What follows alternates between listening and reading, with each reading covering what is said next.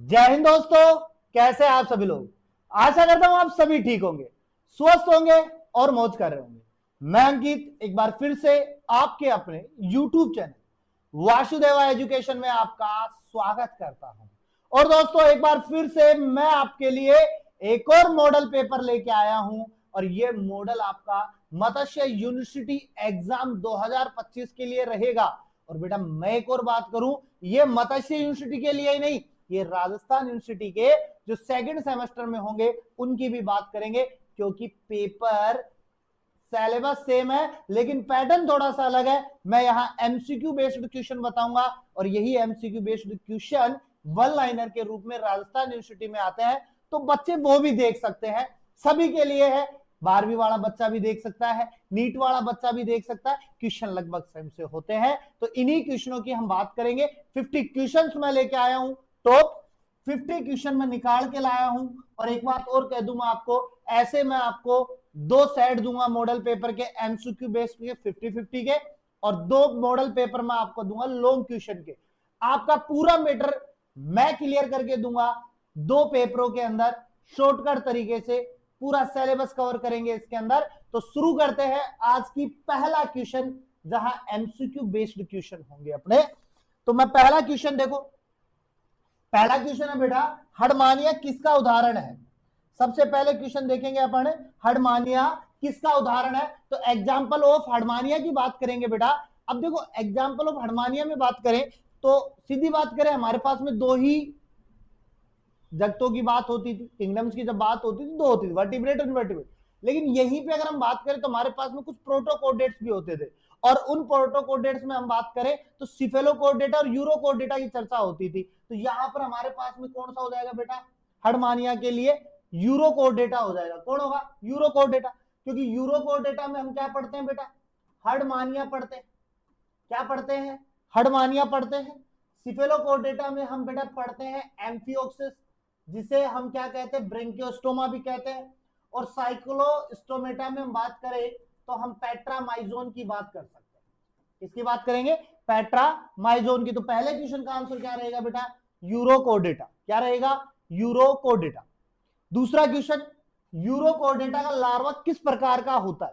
भाई यूरोकोडेटा का जो लार्वा है उसका टाइप कैसा होगा, तो हमारे पास जो टाइप होगा बेटा वो मोटाइल होगा। कैसा होगा, मोटाइल। अब देखो सेसिल का मतलब होता है एक स्थान का, सेसिल का मतलब एक स्थान का, यानी कि एक स्थान पे चिपका रहे, बिल्कुल बिना हिले डुले काम करे, ऐसे जैसे अपन स्टेचू कर देते ना, स्टेचू, तो वैसे कैसे रहता है, तो सेम सेसिल में वो होता है। लेकिन ऐसा नहीं होता है, ये चलन वाला होता है। सेसिल अवस्था कौन सी होती है, यूरोकोडेटा, यानी हडमानिया की जो वयस्क अवस्था होती है वो कैसी होती है, सेसिल।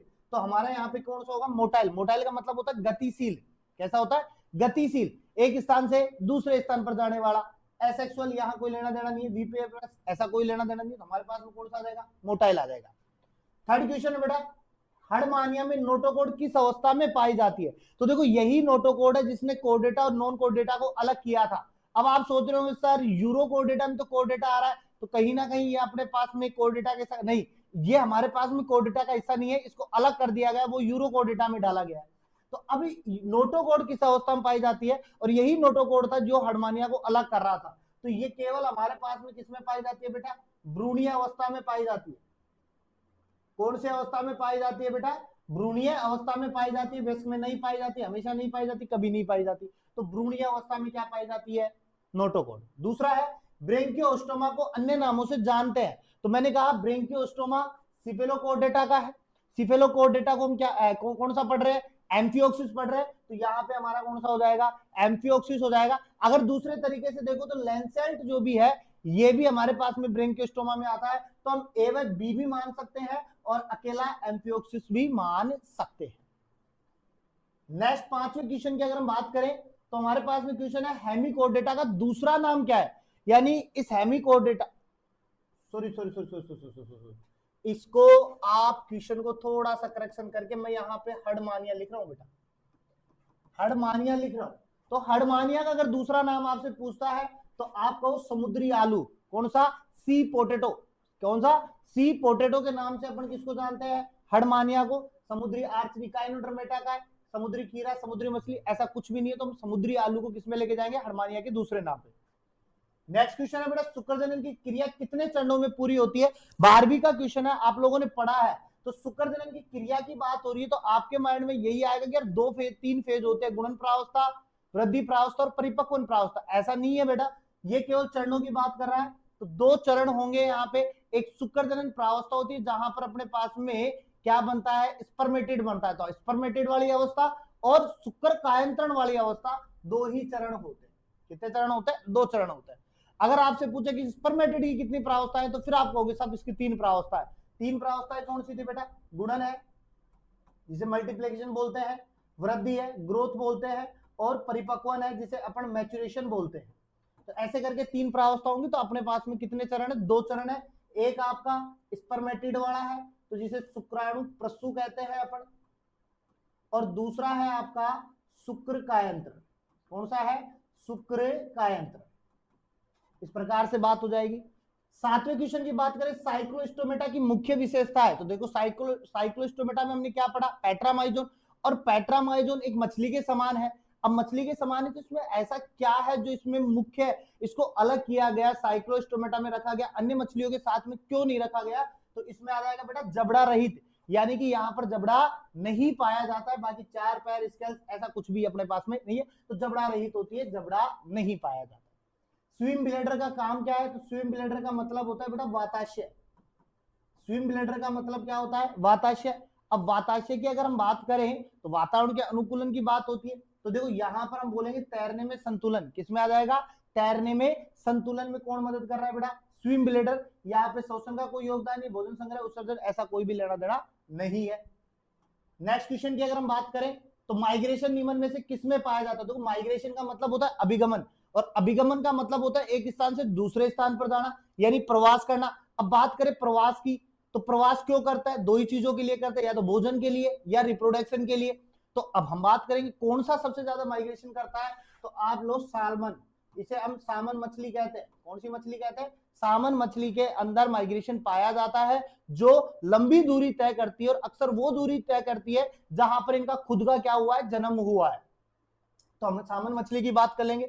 नियोटेनी का अर्थ क्या है? नियोटेनी, नियोटेनी की सीधी बात समझो आप, व्यस्क विशेषताएं न आना, यानी कि जो लार्वा अवस्था है उसमें अपने पास में व्यस्क अवस्थाएं न आती है, उसे अपन क्या कहते हैं? नियोटेनी का प्रोसेस कहते हैं। ठीक है, तो यहाँ अंडे से बच्चे निकलना, अधिक तापमान सहन करना, जल से भूमि पर जाना, ऐसा कोई भी नहीं है, व्यस्क विशेषताएं न आना। पेरेंटल केयर एम्फीबिया में अधिक दिखता है, यानी कौन से एम्फीबिया में सबसे ज्यादा पेरेंटल केयर पाया जाता है? देखो फ्रॉग में ऐसा नहीं है, टोड नहीं है, टेडपोल नहीं है। हम बात करेंगे सैलामेंडर की। सैलामेंडर में सबसे अधिक पेरेंटल केयर पाया जाता है, पैतृक लक्षण पाया जाता है। वही बात करें निम्न में से कौन सा सांप विषैला नहीं होता है, यानी जिस सांप के काटने से जहर नहीं फैलता है? तो बेटा देखो कोबरा से फैलता है, क्रेट से फैलता है, वाइपर से फैलता है। किससे नहीं फैलता है बेटा? पाइथन से। किससे नहीं फैलता है? पाइथन से नहीं फैलता है। तो अपन इसको 12वें के लिए सी ऑप्शन मान लेंगे। अब बात करो पेरेंटल के, अच्छा ये क्वेश्चन रिपीट हो गया, तो देखो ये सैलामेंडर आ गया, इसमें पाइथन आ गया, तो याद रखना है, तो रिपीट हो गया। ठीक है, इधर बात करते हैं रेप्टिलिया में कौन सी विशेषता होती है, यानी रेप्टिलिया की सबसे खास विशेषता क्या है? गिल्स ऐसा नहीं है, क्योंकि वो अपने पास में किसमें पाया जाता है? स्थल पर पाया जाता है। मोइस्ट स्किन यानी नम स्किन, ऐसा भी कुछ नहीं है। एक्सटर्नल ईयर, ऐसा भी कुछ नहीं है। तो हमारे पास में कौन सा बच गया? ड्राई स्केली स्किन, यानी उनकी जो त्वचा होती है वो खुरदरी होती है। माइग्रेशन किसके लिए होता है? तो देखो माइग्रेशन किसके लिए, तो मैंने थोड़ी देर पहले बात की, 2 चीजें तो हमारे लिए है, भोजन भी है और प्रजनन भी है। अब दोनों ऑप्शन है तो तीसरा भी मान लेंगे अपन, अनुकूल जलवायु के लिए, तो क्या हो जाएगा? उपयुक्त सभी। 15वें क्वेश्चन की बात करें, मैमल्स में कितने प्रकार के दांत होते हैं? तो मैंने पहले बताया था स्तनधारियों में दंत विन्यास की बात करें तो 4 प्रकार के होते हैं। कितने प्रकार के होते हैं बेटा? 4 होते हैं। 4 कौन से होता है? इंसीजर होता है, कैनाइन होता है, प्रीमोलर होता है, मोलर होता है। ठीक है, कौन सा? Incisor, canine, premolar, molar. कृतनक, रदनक, चौड़नक, अगर चौड़नक। काटने, फाड़ने, चीरने, इन सब के क्या आते हैं? काम आते हैं। अडेप्टिव रेडिएशन का उदाहरण क्या है? अडेप्टिव रेडिएशन का सबसे बड़ा उदाहरण जो है डार्विन के फिंचेज है, क्योंकि डार्विन की जो फिंचेज थी और पेंजेनेसिस जो संतान था वो अडेप्टिव रेडिएशन के आधार पर दिया गया था। नेक्स्ट है स्पर्मेटोजेनेसिस होता है, तो स्पर्मेटोजेनेसिस मतलब बेटा शुक्र जनन, अब शुक्रजनन का मतलब शुक्राणु निर्माण। अब शुक्राणु निर्माण कहाँ होगा बेटा? वृषण में होगा, ना गुर्दे में होगा, ना अंडाणु में होगा, ना अंडाशय में होगा। पार्थेनोजेनेसिस किस में होता है? पार्थेनोजेनेसिस मतलब एनिसेक जनन, और एनिसेक जनन का मतलब जहां पर बिना निषेचन के क्या हो रहा है? भ्रूण बन रहा है, तो वो होगा अपने पास में सम इंसेक्ट। कौन सा होगा? सम इंसेक्ट, यानी कुछ कीटों के अंदर हम मान सकते हैं। इसके अलावा देखो एम्फीबिया में देखा गया कि खोजा एम्फीबिया में गया था, लेकिन पूछ रहा सबसे ज्यादा किस में पाया जाता है, तो हम कहेंगे सम इंसेक्ट में, कुछ कीटों में होता है। इसके अलावा हम बात करें फ्रॉग में मेटामॉर्फोसिस को नियंत्रण कौन करता है? ये जो कायंत्रण प्रोसेस होती है उसको कंट्रोल कौन करता है बेटा? तो याद रखना थायरोक्सिन हार्मोन। कौन करेगा? Thyroxine hormone. वही बात करें चिक एम्ब्रॉय में कौन सी एक्स्ट्रा एम्ब्रॉयनिंग यानी अतिरिक्त भ्रूणीय जो झिल्लियां है श्वसन में मदद करती है, यानी कि जो O2 एवं CO2 के लेन देन में काम करती है, तो वो कौन सी है अपने पास में बेटा? एलेंटोइस। 4 प्रकार की होती है, कोरियोन, एलेंटोइस, एनियोन और योगसाइट। इससे आप दूसरा क्वेश्चन भी बना सकते हो। और मैं बात करूं कि 4 ऑप्शन पढ़ रहे हो तो आपको यहां से 4 क्वेश्चन बना सकते हो आराम से बैठ करके। नेक्स्ट क्वेश्चन की बात करें, मानव में प्लेसेंटा का काम क्या है? तो प्लेसेंटा के लिए आपने पढ़ा होगा माता और भ्रूण के बीच में एक संबंध स्थापित करने वाला। अब माता और भ्रूण के बीच में संबंध स्थापित कर रहा है तो कोई ना कोई काम कर रहा होगा। तो काम में बात करें, पोषण का काम बिल्कुल करता है, गैस विनिमय का काम बिल्कुल करता है, हार्मोन उत्पादन का काम बिल्कुल करता है, क्योंकि HCG करता है, HPL करता है, तो हमारा हो जाएगा यहाँ पे उपयुक्त सभी हो जाएगा। क्लियर बात है? इसके अलावा हम बात करें टेराटोलॉजी का अध्ययन होता है। टेराटोलॉजी का मतलब है बेटा विरूप जनन से। टेराटोलॉजी का मतलब क्या है बेटा? विरूप जनन से। और विरूप जनन का मतलब क्या होता है? किसी भी अंग का विकार होना, या मैं कहूं कि कुछ ऐसी स्थिति प्रकट होना, या ऐसा भ्रूण प्रकट होना, या ऐसा शिशु प्रकट होना जो हमें कुछ अलग दिखाई दे अन्य शिशुओं से। तो उसके अंदर कोई ना कोई विकार होगा, कोई ना कोई विकृति होगी। तो विकृति के लिए हम क्या कहेंगे? भ्रूण के विकार का। अब यहां पर अंग का, रक्त का, पाचन तंत्र का कोई लेना देना नहीं। यूरोकोर्डेटा की बॉडी वॉल को कहा जाता है, यानी यूरोकोर्डेटा पे जो बॉडी वॉल पाई जाती है, या हडमानिया पे जो कुछ देह भित्ति जो होती है वो किसकी बनी होती है? तो ट्यूनिक की बनी होती है। किसकी बनी होती है बेटा? ट्यूनिक की बनी होती है। वहीं बात करें यूरोकोर्डेटा किस प्रकार के जंतु होते हैं? तो यूरोकोर्डेटा बेटा ड्यूटेरोस्टोम्स होते हैं। कैसे होते हैं? ड्यूटेरोस्टोम्स होते हैं। 2 प्रकार के जंतु होते हैं, प्रोटोस्टोम्स होते हैं, ड्यूटेरोस्टोम्स होते हैं। गुदा के बेस पर इनको बांटा जाता है, गुदा और मुख के बेस पर। वहीं हम बात करें बेटा ब्रेंकियोस्टोमा में हृदय का अभाव होता है, लेकिन किसके द्वारा परिसंचरण होता है यहां पे? तो देखो ब्रेंकियोस्टोमा यानी एम्फियोक्सिस में हृदय नहीं है, तो हृदय नहीं है तो कोई ना कोई ऐसी सतह पाई जाएगी जहां पर परिसंचरण की क्रिया हो। तो फिर हम याद करेंगे बेटा कॉन्ट्रेक्टाइल वेसल्स। कौन सी बात करेंगे? कॉन्ट्रेक्टाइल वेसल, संकुचनशील वाहिनियों के द्वारा यहां पर क्या किया जाता है? परिसंचरण प्रोसेस किया जाता है। सिफेलोकोर्डेट का मुख्य कार्य क्या है? तो देखो परजीवी जीवन ऐसा नहीं है, किसी में नहीं पाया जा रहा। जीवाश्म ईंधन ऐसा भी नहीं है अपने पास में। तो हम कहेंगे कड़ी जोड़ना इनवर्टिब्रेट और वर्टिब्रेट्स में बिल्कुल एक्यूरेट है। मैंने थोड़ी देर पहले कहा कि नॉन कोर्डेट और कोर्डेट को जो बंटवारे के अंदर ये 2 फंस गए, 3 फंस गए थे। बैलेनोग्लोसस फंस गया था, हडमानिया फंस गया था, एम्फियोक्सिस, यानी कि हेमिकोर्डेटा, यूरोकोर्डेटा, सिफेलोकोर्डेटा तीनों फंस गए थे। तो ये हमारे पास में इनवर्टिब्रेट यानी कि अकशेरुकी, और वर्टिब्रेट मतलब कशेरुकी, इनके बीच की क्या होती है? कड़ी होती है। वही बात करें साइक्लोस्टोमेटा के मुख्य विशेषता क्या है? तो थोड़ी देर पहले बात की, जो नहीं पाए जाते हैं। जो का मतलब जबड़ा नहीं पाया जाता है। लैम्प्रे किसका उदाहरण है? लैम्प्रे, तो लैम्प्रे किसका उदाहरण है? ज्वेल फिश का। किसका है? ज्वेलिस फिश का। ज्वेलिस मतलब जबड़ा रहित। कौन सा? जबड़ा रहित मछलियों का उदाहरण है। वही नेक्स्ट क्वेश्चन की हम बात करें तो स्केल की उपस्थिति किसमें होती है? स्केल्स का मतलब है अपने पास में सल्कों से। अब सल्कों की हम बात करें फिश में पाए जाते हैं, रेप्टिलिया में पाए जाते हैं, और वहीं अगर हम बात करें तो एवीज में भी क्या पाए जाते हैं? स्केल्स पाए जाते हैं। तो रेप फिश भी नहीं है और रेप्टिलिया में नहीं है, बचा कौन? एवीज, पिसीज, तो sorry Pisces.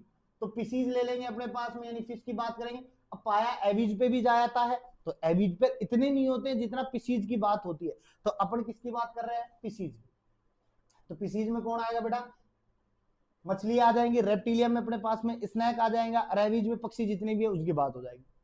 Swim bladder absent होता है, यानी वाताशय जो है वो अनुपस्थित होता है। तो बेटा याद रखना कार्टिलीजिनस फिशेज में, किसमें? कार्टिलीजिनस फिशेज में उपास्थि जो मछलियां होती है, उपास्थि मछलियां, उनमें स्विम ब्लेडर नहीं पाया जाता है, बोनी फिशेज में पाया जाता है। ठीक है। वही बात करें वेबेरियन ओसिकल्स किसके बीच होते हैं? वेबेरियन ओसिकल्स किसके बीच होते हैं? तो याद रखना बेटा, एयर ब्लेडर और इंटरनल ईयर के पास में। किसके पास में? एयर ब्लेडर और इंटरनल ईयर के पास में। ठीक है, इसके अलावा क्वेश्चन बात करें, पेरेंटल केयर देखने को मिलता है, यानी जो पैथोक्वेशन सबसे ज्यादा करता है, कतला नहीं करता, एनाबस नहीं करता, शार्क नहीं करती, तो बचा कौन? हिप्पोकैम्पस। तो हिप्पोकैम्पस के अंदर क्या पाया जाता है? पेरेंटल केयर पाया जाता है, जिसे अपन क्या कहते हैं? सी हॉर्स भी कहते हैं, समुद्री घोड़ा भी कहते हैं। क्या कहते हैं? समुद्री घोड़ा। इसके अलावा हम बात करें बेटा, एम्फीबियंस किससे शोषण करते हैं? तो एम्फीबियंस की बात करें तो मेंढक की बात हो रही, तो मेंढक जो है त्वचा बिल्कुल करता है, फेफड़ा करता है, गलफड़े बिल्कुल करता है, तो हम यहाँ पे तीनों ले लेंगे। गलफड़े जब जल में रहता है, फेफड़े की हम बात करें बाहर रहता है, तो त्वचा दोनों जगह काम आती है। नियोटेनी का उदाहरण है, नियोटेनी का उदाहरण जहां पर व्यस्क की बात हो रही थी, तो यहाँ पे एक्सोलोटल हो जाएगा। क्या हो जाएगा? एक्सोलोटल हो जाएगा। रेप्टिलिया के अंडों में क्या विशेषता है? देखो, रेप्टिलिया के अंडों की बात हो रही है, अब सांप के अंडों की बात कर ले तो सीधी सी बात है, अंडे सख्त सतह पर दिए जाते हैं, और जहां सख्त सतह की बात हो जाती है तो कैल्सीरस सेल की बात होती है। किसकी? कैल्सीरस सेल। तो हम कहेंगे हार्ड कैल्सीरस सेल पाया जाता है। बात करें वाइपर में कौन सी विशेषता होती है, तो वाइपर की बात हो रही है, तो वाइपर एक पीटने वाला वाइपर नहीं, उसकी बात नहीं करनी। और याद रखो, अगर वाइपर पीटने वाले वाइपर की जब हम पढ़ती है, तो साफ करने वाला जो वाइपर होता है ना, उसे पढ़ती है तो दर्द होता है, दर्द होता है तो कहीं ना कहीं जहरीले काम में आता है। और जहरीले की बात हो रही है तो पॉइजन ग्लैंड की बात करो, भाई पिटेगा आदमी तो जहर समान ही लगेगा, तो हम कहेंगे पॉइजन ग्लैंड पाया जाता है। इसके अलावा हम बात करें बर्ड्स में पिन्यूमेटिक बोन्स का क्या कार्य है? पिन्यूमेटिक बोन की बात करें तो उड़ान में सहारा प्रदान करता है। किसमें? उड़ान में सहारा प्रदान करता है। क्या खोखली अस्थियां होती है जो उड़ने में बहुत अच्छी मदद करती है। माइग्रेशन के समय बर्ड्स का डायरेक्शन सेंस किससे जुड़ा होता है? तो मैग्नेटिक फील्ड से। किससे बेटा? मैग्नेटिक फील्ड से जुड़ा होता है। वहीं अगर हम बात करें, मैमल्स में सबसे अधिक विकसित मस्तिष्क पाया जाता है, जहां सोचने समझने की, अपने पास में सोचने समझने की इतनी क्षमता है जिसकी कोई लिमिट नहीं। हम पल में कुछ समझ लेते हैं, पल में कुछ समझ लेते हैं, मिनट में जब जज्बात बदल देते हैं। इतना सेंस ऑफ ह्यूमर हमारा पता नहीं, हम कुछ भी सोच सकते हैं, समझ सकते हैं, इतना डेवलप ब्रेन है, किसी की कोई हद नहीं है। तो हम कहेंगे ह्यूमन। मानव का नाम आता है। अब मानव जो है वो सिंपल सी बात है, सोचने समझने की शक्ति रखता है, डेवलप ब्रेन होता है, लेकिन कहाँ लगाता है भगवान जाने। और आज के समय में तो युवाओं का सबसे बड़ा जो है सोशल मीडिया पे लगा हुआ है, रील बनाने में लगा हुआ है, फोटो पोस्ट करने में लगा हुआ है। पढ़ाई लिखाई से कोई लेना देनी है, तो उनका तो ब्रेन सबसे ज्यादा कहाँ लगा हुआ है? सोशल मीडिया पे। तो ह्यूमन में सबसे ज्यादा डेवलप होता है, लेकिन कहाँ लगाता है पता नहीं।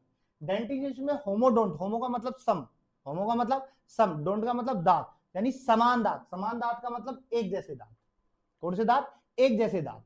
ठीक है। क्लीवेज होता है, विदलन होता है, तो क्लीवेज कब होगा? फर्टिलाइजेशन के बाद। अंडाणु मिलेगा, शुक्राणु मिलेगा, दोनों मिक्सअप होंगे, जाइगोट बनेगा, बाद में क्या हो जाएगा? क्लीवेज। तो फर्टिलाइजेशन के बाद में क्या होगा? क्लीवेज। मोरुला किससे मिलकर बनता है? मोरुला एक ठोस गेंदनुमा संरचना, फुटबॉल जैसी संरचना, तो ब्लास्टोमियर से, यानी विदलन होगा, विदलन से कई कोरकखंड बनेंगे, और वो कोरकखंड आगे जाकर क्या बनाएंगे बेटा? मोरुला बनाएंगे। वहीं अगर हम आगे बात करें, गैस्ट्रुलेशन के दौरान कौन से मूवमेंट नहीं होता है? यानी गैस्ट्रुलेशन के दौरान एपिबोली एम्बोली की बात हो रही है, तो इनके पार्टीशन में बात करें तो एपिबोली पाया जाता है, इंग्रेशन भी पाया जाता है, इन्विगेशन भी पाया जाता है। कौन सा नहीं पाया जाता है? एविगेशन पाया नहीं जाता है। ठीक है, तो तीसरा हो जाएगा।